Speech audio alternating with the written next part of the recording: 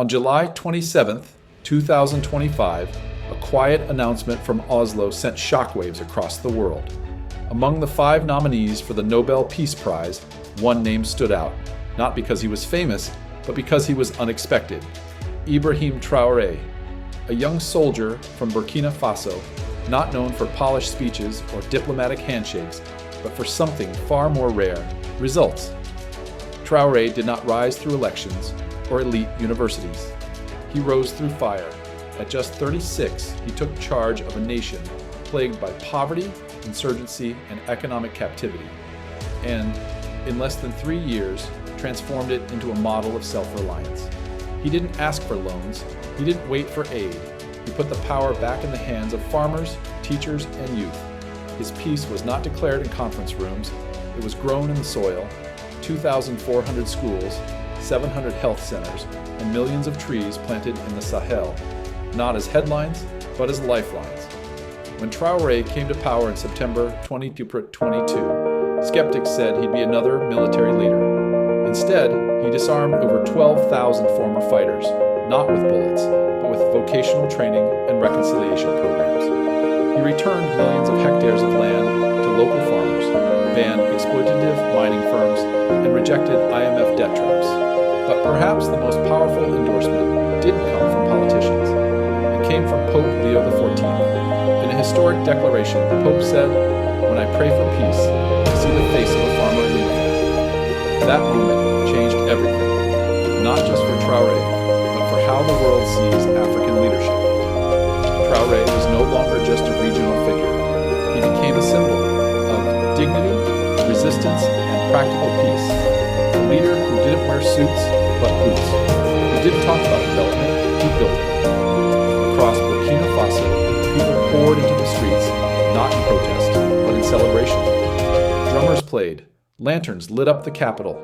One banner said it best: "We no longer beg." Now, the world comes to us. In villages once haunted by violence, children now walk to school safely. Former militants now irrigate crops instead of carrying rifles. And women, once sidelined, now lead cooperatives that power local economies. Global reactions poured in. From France, cautious praise. From Brazil, admiration.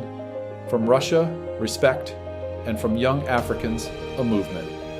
Nobel for Africa trended worldwide as students from Lagos to Kinshasa held vigils, painted murals, and demanded new definitions of peace, African definitions. At a press conference in Ouagadougou, leaders from Burkina Faso, Mali, and Niger stood united.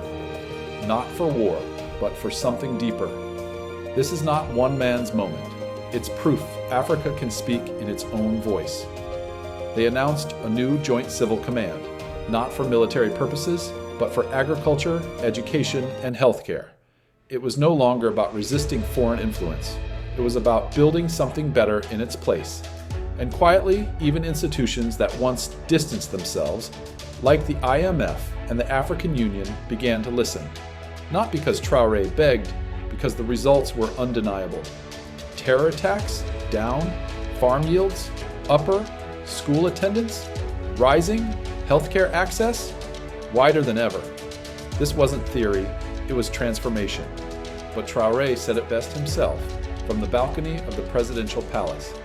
This nomination belongs to every child who eats, every mother who farms, every youth who picks up a shovel instead of a gun. This wasn't a peace imposed from above. This was peace built from the ground up. And whether he wins the Nobel or not, the message is clear. Africa is no longer speaking with borrowed voices. On December 10th, the world will watch Oslo.